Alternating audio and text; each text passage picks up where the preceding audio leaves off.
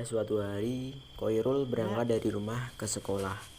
Dia melihat seseorang membuang sampah sembarangan ke dalam sungai. Tetapi dia mengabaikannya dan melanjutkan perjalanan. Tiba di sekolah, Koirul melihat seorang anak yang sedang dibuli dan dipalak. Lagi-lagi, dia tidak menghiraukannya.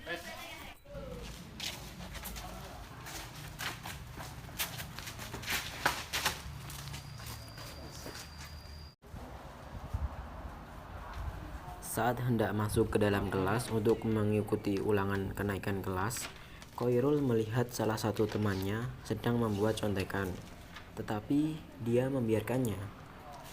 Kemudian, saat bel berbunyi tanda ulangan dimulai,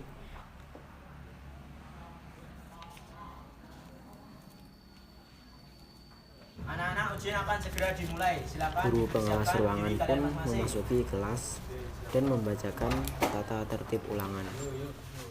Dan salah satu tata tertibnya, peserta ulangan dilarang keras menyontek. Anak-anak, Bapak akan membacakan tata tertib ujian kenaikan kelas. Yang pertama, peserta ujian datang 15 menit sebelum tanda masuk dibunyikan. 2. Peserta harus menyediakan alat tulis yang diperlukan. 3. Peserta dilarang mencontek atau menjiplak. Jika ketahuan, maka nama peserta akan dipublikasikan melalui pengeras suara. Paham? Paham.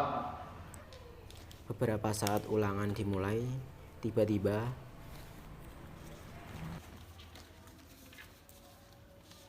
Davin, kamu ngapain? Enggak Pak, nggak ngapa-ngapain kok.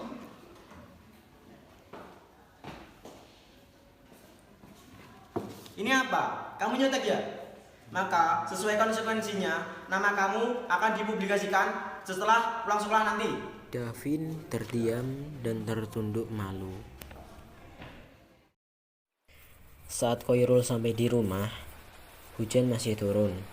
Koirul membersihkan diri, makan siang, kemudian istirahat dan membuka HP-nya. Dia mulai melihat notifikasi pesan baru dan segera membukanya. Seorang teman mengabarkan tentang teman yang tadi pagi dibully menjadi trauma dan tidak mau sekolah lagi. Kemudian dia melihat story WhatsApp temannya yang memperlihatkan banjir di dekat wilayahnya. Ia merenungkan kejadian yang dilihatnya hari ini. Ternyata memberikan dampak yang luar biasa memprihatinkan.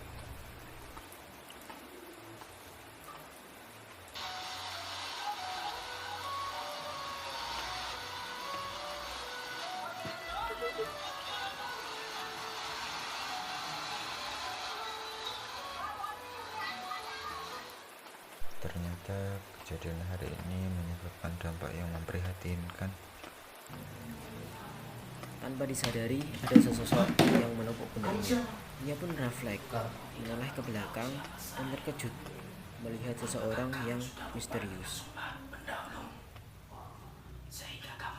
Sosok misterius itu ternyata adalah arwah seorang pejuang. Dan sosok itu memakaikan peci di kepala Koirul sambil berkata, "Jadilah generasi muda yang baik dan bermanfaat bagi bangsa dan sesama, agar tanah airmu tetap jaya." Koirul merasa bahwa pesan yang disampaikan oleh sosok misterius itu begitu berarti, hingga terasa tubuhnya bergetar keras. Tak lama kemudian, Koirul terbangun dari mimpinya.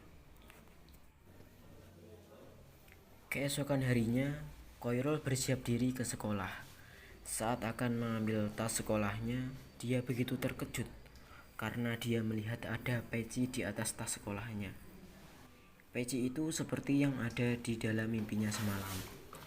Kemudian, dengan sedikit gugup, dia mencoba memakai peci itu dan segera bergegas ke sekolah. Kenapa kamu buang sampah di sini? Ini kan bukan tempat sampah.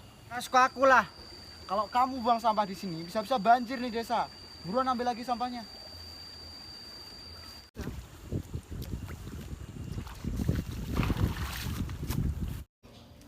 Koirul Khairul melanjutkan perjalanan dan sesampainya Khairul di sekolahan, dia Berhenti melihat kalian! Brilian yang sedang dibully di depan kelas.